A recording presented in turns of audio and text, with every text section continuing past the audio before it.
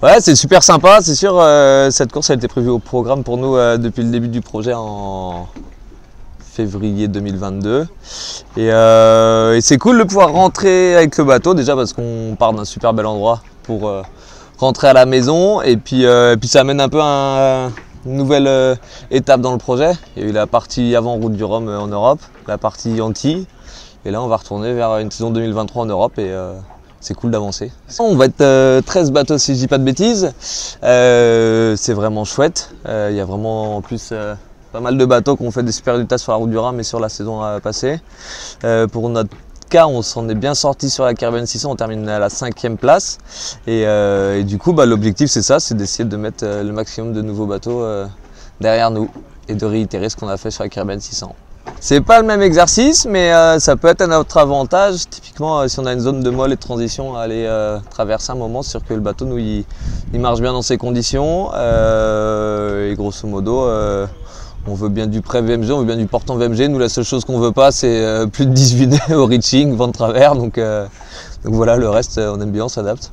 Après, c'est le genre de parcours où, grosso modo, on sait que l'idée, aussi bien pour la première et la deuxième étape, c'est de faire du nord-ouest et d'attraper l'avant d'un front, donc après il faut juste que c'est de gérer la latitude à laquelle on va se placer pour pouvoir soit prendre la sortie si jamais on voit que c'est un peu trop chaud ou que ça se renforce trop, soit pas aller là où c'est le plus fort. Et Robin, il faisait du Figaro l'année dernière et je l'ai recruté pour la Caribbean 600. Et de la Caribbean 600, on s'est dit qu'on allait faire aussi ce défi atlantique ensemble. Et Robin, il faisait du Figaro avec Arthur Hubert. Et c'est Arthur qui est un bon ami qui m'a dit tu devrais naviguer avec Robin, il est super sympa, vous allez bien vous entendre. Et Thibaut, le carpentier qui est avec nous aussi, on devait faire cette première étape à la base avec Pierre Cazenave, qui était concurrent l'année dernière, qui avait exactement le même bateau que moi. Et on trouvait ça chouette de naviguer ensemble, sauf que il a pris une nouvelle voie professionnelle et du coup il peut plus faire cette première étape. Et du coup sur ses conseils il m'a dit tiens, contacte Thibaut et vous allez bien vous entendre parler de la même manière. Robin a déjà fait, on a fait la Caribbean 600 ensemble, donc on a fait quelques jours de nav avant et après. Et donc ouais, je pense qu'il commence à connaître un petit peu le bateau. Et Thibaut avait beaucoup navigué avec Pierre sur le 145 l'année dernière. Et donc c'est à peu près le même bateau et donc non, ça ne devrait pas trop mal se passer. Ouais, je pense qu'on va essayer de faire un truc un peu démocratique.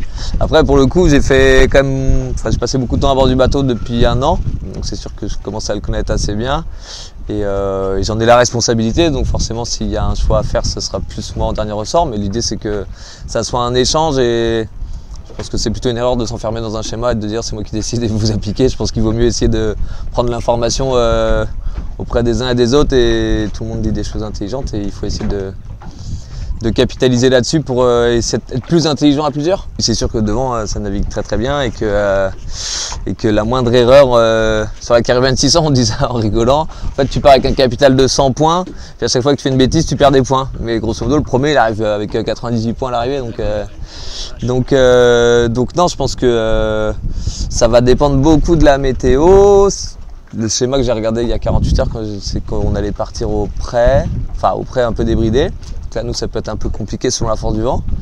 Et qu'après, il va y avoir une phase de transition. Et là, on sait que tout est possible, quoi.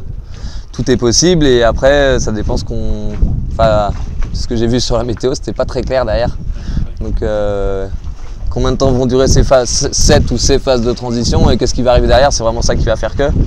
Mais je pense qu'en naviguant très bien, il y a possibilité de faire les choses bien. Donc, moi, j'ai vraiment l'impression que c'est 2 courses. Il y a un même retour, mais c'est 2 courses et 2 étapes différentes. Déjà parce qu'il y a de fortes chances qu'on change d'équipage sur la deuxième.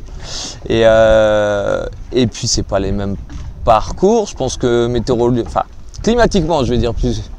On va être en t-shirt les premiers jours et ensuite ça va se rafraîchir, mais en arrivant. Et que cette deuxième étape, même si on va arriver au printemps en Europe, il fera beaucoup plus froid. Par contre, au niveau des schémas météorologiques, je vois un petit peu les choses de la même manière, comme je disais, faire du nord-ouest au début et ensuite essayer de prendre le train pour rester devant le train, quoi.